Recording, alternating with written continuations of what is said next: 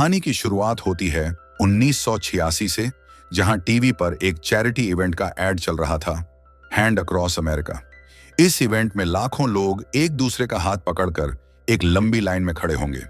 इस इवेंट के जरिए गरीबी और भुखमरी से लड़ने के लिए फंड रेज किए जा रहे थे। इसके बाद सेंटा क्रूज बीच का एड आता है, जहां पर हम एक छोटी लड़की एडलेड को देखते हैं, जो कि अपने पेरेंट्स के साथ यहां पर अपना बर्थडे सेलिब्रेट करने आई थी। एडलेड के फादर उसे एक माइकल जैक्सन की टी शर्ट भी जीत कर देते हैं। थोड़ी देर बाद एडलेड इस बीच पर अकेली ही घूमने लगती है और भटक जाती है। एडलेड को यहाँ एक फन हाउस दिखाई देता है, जिसके अंदर वह चली जाती है, लेकिन यहाँ लगे ढेर सारे मिरर्स की वजह से एडलेड को बाहर जाने का रास्ता नहीं मिलता। अचानक ही एडलेड को अपना एक रिफ्लेक्शन दिखाई देता है, जो कि हिल नहीं रहा था। असल में यह कोई रिफ्लेक्शन था ही नहीं, बल्कि यह बिल्कुल एडलेड के जैसी दिखने वाली उसकी हमशक्ल थी। ये देख एडलेड बुरी तरह से डर जाती है और यहां से भागकर वापस अपने पेरेंट्स के पास चली जाती है। इसके बाद हम एक क्लासरूम जैसी जगह को देखते हैं, जिसके अंदर ढेर सारे खरगोश रखे हुए थे। कहानी अब प्रेजेंट में आती है। एडिलेड अब बड़ी हो चुकी है और उसका गेब नाम का एक पति भी है। गेब एक काफी फन इंसान है और हमेशा डेड जॉक्स मारता रहता है। इनके 2 बच्चे भी हैं, जेसन और जोरा। विल्सन परिवार अपने लेक हाउस में छुट्टियां मनाने आया है और गेब चाहता था कि उन्हें सेंटा क्रूज बीच पर भी घूमने जाना चाहिए, जो सुन एडिलेड को अच्छा नहीं लगता, क्योंकि उस दिन एडिलेड बुरी तरह से शॉक में चली गई थी।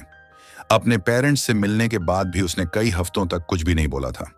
उसके पेरेंट्स उसे एक डॉक्टर के पास भी लेकर गए थे और एडिलेड को ट्रॉमा से निकालने के लिए उन्होंने उसे डांस क्लास भी ज्वाइन करवाई थी। खैर, इधर गेब अपनी फैमिली को बताता है कि उसने एक सेकंड हैंड बोट भी खरीदी है, पर उसका इंजन बार बार बंद हो रहा था। इसके बाद यह लोग सेंटा क्रूज बीच पर पहुंच जाते हैं।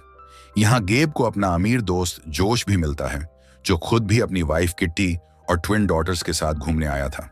लेकिन एडिलेड को इस बीच पर आकर बिल्कुल अच्छा नहीं लग रहा था। फिर जेसन बाथरूम ढूंढते हुए उसी फन हाउस के पास जाता है। जेसन को यहाँ एक आदमी भी खड़ा मिलता है, जिसकी उंगलियों से खून टपक रहा था। तभी एडिलेड जेसन को ढूंढते हुए यहाँ आ जाती है और उसे अकेले कहीं जाने के लिए डांट भी लगाती है। अब रात को जेसन और जोरा को उनके कमरों में सुलाने के बाद एडिलेड गेब से कहती है कि वो तुरंत यहाँ से जाना चाहती है। एडिलेड गेब को बताती है कि कैसे वो बचपन में एक फन हाउस में खो गई थी और उसे अपनी हमशक्ल भी दिखाई दी थी। अब एडिलेड को डर लग रहा था कि वह हमशक्ल लड़की फिर से उसके सामने ना आ जाए।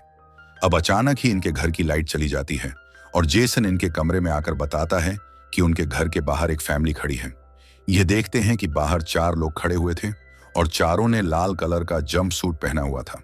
गेब को यह कोई बड़ी बात नहीं लगती और वह एक डंडे से इस फैमिली को डराने जाता है, लेकिन वह कोई रिस्पांस नहीं करते। एडिलेड अब तुरंत ही पुलिस को कॉल कर बुलाती है, लेकिन उन्हें आने में 14 मिनट्स लगेंगे। कुछ ही देर में बाहर खड़े यह चारों लोग घर के अंदर घुस आते हैं और उन्हें ध्यान से देखने पर विल्सन फैमिली को पता चलता है कि यह तो बिल्कुल हमारे जैसे हैं। जी हाँ दोस्तों, ये लोग इन चारों के हमशक्ल थे। एडिलेड की हमशक्ल का नाम रेड है, जो कि उसे बचपन में फन हाउस में मिली थी। इन सब में रेड ही थी जो कि बोल पा रही थी, लेकिन उसका गला थोड़ा खराब था। सबसे पहले वो एडिलेड को हथकड़ी पहना देती है। रेड अब इन सबको एक कहानी सुनाती है। बहुत समय पहले एक लड़की और उसकी शैडो हुआ करती थी और उन दोनों की किस्मत आपस में जुड़ी हुई थी। पहली लड़की को टेस्टी खाना मिलता था, वहीं उसकी शैडो को कच्चा खरगोश खाना पड़ता था। पहली लड़की ने अपनी मर्जी से गेब से शादी की, लेकिन उसकी शैडो को मजबूरी में इब्राहिम से शादी करनी पड़ी। पहली लड़की ने 2 खूबसूरत बच्चों को जन्म दिया, तो वहीं उसकी शैडो ने 2 शैतान बच्चों को जन्म दिया। जेसन और जोरा के हमशक्ल्स के नाम उमर और प्लूटो हैं। इन सब की वजह से शैडो यानी कि रेड एडिलेड से नफरत करती है और आज यहां उसे मारने आई है। अब गेब का हमशक्ल उसे पकड़कर घर से बाहर ले जाता है और उसे बैट से मारने लगता है। जोरा भी अपनी हमशक्ल से बचने के लिए भागने लगती है और जेसन प्लूटो को अपने कमरे में ले जाता है, उसे मैजिक ट्रिक दिखाने के लिए। जेसन यहां नोटिस करता है कि प्लूटो उसकी सारी हरकतों की नकल कर रहा था। इधर जोरा को उसकी हमशक्ल पकड़ लेती है और एक कार के ऊपर चढ़कर उसे डराने लगती है, लेकिन तभी यहां उस कार का मालिक आ जाता है। उमर उसे मारने में बिजी हो जाती है और जोरा वहां से भाग निकलती है। इधर गेब को होश आता है तो वह अपनी बोट पर था।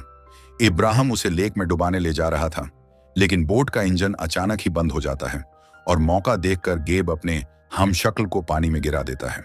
इब्राहिम पानी से बाहर निकलकर गेब को स्टैब करने की कोशिश करता है, लेकिन गेब ठोक पीट कर बोट का इंजन चालू कर देता है, जिसकी मोटर में कटने से इब्राहिम की मौत हो जाती है। इधर रेड एडिलेड को परेशान कर रही थी और वह उसे बताती है कि वह लोग आज के दिन का बहुत समय से इंतजार कर रहे थे। इधर जेसन बड़ी चालाकी से प्लूटो को अलमारी में बंद कर देता है। प्लूटो के चिल्लाने की आवाज सुन रेड ऊपर जाती है और उसे बाहर निकालती है। इतनी देर में एडिलेड जेसन को लेकर घर से बाहर निकल जाती है, जहां इन्हें जोरा भी मिलती है। फिर यह चारों गेब की बोट में बैठकर यहां से भाग निकलते हैं। पास में ही गेब के अमीर दोस्त जोश का घर था, जो कि चिल कर रहा था। किटी जोश को आकर बताती है कि उनके घर के बाहर किसी के चलने की आवाज आ रही है, लेकिन जोश इस बात को सीरियसली नहीं लेता। इनकी दोनों बेटियां भी बाहर आकर यही बात बोलती हैं और तभी उन दोनों लड़कियों की हमशक्ल्स पीछे से आकर उन्हें मार देती हैं। इससे पहले जोश और किटी कुछ समझ पाते, वो भी अपने हमशक्ल्स के हाथों मारे जाते हैं। एडिलेड अपनी फैमिली को लेकर जब यहां आती है तो उन्हें पता चलता है कि यहां भी हमशक्ल्स ने अटैक कर दिया है। ये लोग एडिलेड को पकड़कर अंदर ले जाते हैं और जोश का हमशक्ल गेब के पीछे पड़ जाता है। अब जेसन और जोरा मामला अपने हाथ में लेते हैं। वह दोनों अपनी मदर को बचाने घर के अंदर जाते हैं, जहां जोरा उन दोनों ट्विंस को गोल्फ स्टिक से मार देती है। इधर गेब जोश के हमशक्ल को उसकी बड़ी वाली बोट में ले जाता है और वहीं पर उसे मार देता है। अब सिर्फ किटी की शैडो ही बची थी, जिसके सिर में जेसन एक ट्रॉफी दे मारता है। यह फैमिली थोड़ा चैन की सांस लेती है, लेकिन सारी पुलिस लाइंस बिजी आ रही थी। जब ये लोग न्यूज चैनल खोलते हैं तब इन्हें पता चलता है कि यह सब पूरे देश में हो रहा था। सभी लोगों पर उनके हमशक्ल्स अटैक कर रहे थे और इन सब ने रेड सूट पहना हुआ था और शायद ये लोग सीवर में से निकल कर आए हैं। एडिलेड कहती है कि ये हमशक्ल्स असली लोगों को मारकर उनकी जगह लेने आए हैं और उन्हें इस देश को ही छोड़कर मेक्सिको भाग जाना चाहिए। यह लोग अब जोश की कार में यहां से निकलने का सोचते हैं। जब एडिलेड चाबी लेने घर के अंदर जाती है तो एक शैडो उस पर हमला कर देती है, जो कि जिंदा बच गई होगी। एडिलेड अब उसी की कैंची से स्टैब कर उस शैडो को मार देती है। कार स्टार्ट करते ही इन्हें अपने सामने उमर खड़ी मिलती है तो जोरा फुल स्पीड में उसे कुचलने की कोशिश करती है, पर उमर कार के ऊपर ही चढ़ जाती है। अब जोरा स्पीड बढ़ाकर जोर से ब्रेक लगाती है, जिससे उमर उड़ती हुई जंगल में जा गिरती है। एडिलेड जाकर देखती है कि उमर एक पेड़ पर लटकी हुई थी और वहीं पर उसकी मौत हो जाती है। इसके बाद यह लोग सुबह तक ड्राइव करते हैं और देखते हैं कि ढेर सारे लोग अपनी शैडोज के हाथों मारे गए थे। अचानक ही प्लूटो इनके सामने आ जाता है। एडिलेड बाहर निकलकर प्लूटो को मारने जाती है, लेकिन किसी कारण से वह ऐसा नहीं करती। जेसन समझ जाता है कि प्लूटो नीचे पड़े पेट्रोल में आग लगाकर उन सबको उड़ाना चाहता है, तो वह अपने हाथ ऊपर कर पीछे जाने लगता है। प्लूटो भी जेसन की नकल करते हुए पीछे जाता है और जलती हुई कार में जलकर खुद ही मर जाता है। लेकिन यह सब इनका ध्यान भटकाने का एक ट्रैप था और रेड तुरंत ही जेसन को उठाकर यहां से भाग जाती है। एडिलेड जानती थी कि रेड जेसन को कहां ले गई है। वह सेंटा क्रूज बीच पर जाती है, जहां पर वह ढेर सारे शैडोज को एक लाइन में खड़े देखती है और यह लाइन उसी फन हाउस से शुरू हो रही थी जिसमें एडिलेड बचपन में खो गई थी। एडिलेड अब वापस उसी मिरर हाउस में जाती है और यहां उसे एक सीक्रेट दरवाजा मिलता है, जो कि बेसमेंट में जा रहा था। एडिलेड ढेर सारी सीढ़ियां उतरते हुए नीचे जाती है और आखिर में वह एक सीक्रेट टनल फैसिलिटी में पहुंच जाती है, जहां ढेर सारे कमरे बने हुए थे और यहां ढेर सारे खरगोश भी थे। यहां हमें मूवी की शुरुआत वाला क्लासरूम भी दिखाया जाता है, जिसके पिंजरे से अब सारे रैबिट्स आजाद हो गए थे। एडिलेड को एक ऐसे ही क्लासरूम में रेड मिलती है और वो उससे अपने बेटे जेसन का पता पूछती है, लेकिन रेड उसे फालतू में यह बताने लगती है कि आखिर यहां चल क्या रहा है। तो बेसिकली ये सारे जो शैडोज हैं, ये असल में क्लोन्स हैं, जिन्हें यूएस गवर्नमेंट ने बनाया था। वो चाहते थे कि नीचे रहने वाले क्लोन्स के जरिए ऊपर रहने वाले इंसानों को कंट्रोल किया जा सके, लेकिन यह साइंस एक्सपेरिमेंट बुरी तरह फेल हो गया। तो सभी क्लोन्स को यहीं टनल्स में मरने के लिए छोड़ दिया गया। ये लोग अभी तक खरगोश खाकर यहां पर जिंदा हैं, लेकिन जो सारे एक्शन ऊपर वाले इंसान करते हैं, उनके क्लोन्स वही सब नीचे दोहराते हैं। पर किस्मत ने एक दिन एडिलेड और रेड को मिलवा दिया।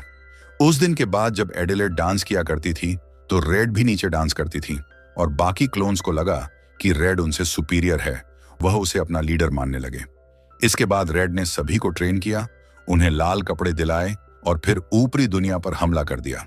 और अब यह सब लोग हाथ पकड़कर लाइन में खड़े हैं, यह मैसेज देने के लिए कि वह लोग भी इंसानों के बराबर हैं।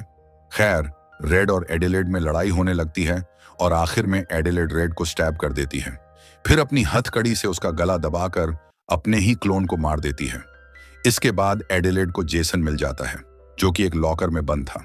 ये दोनों वापस ऊपर जाते हैं और जोरा और गेब से मिलते हैं और फिर ये फैमिली एक एम्बुलेंस लेकर यहां से निकल जाती है।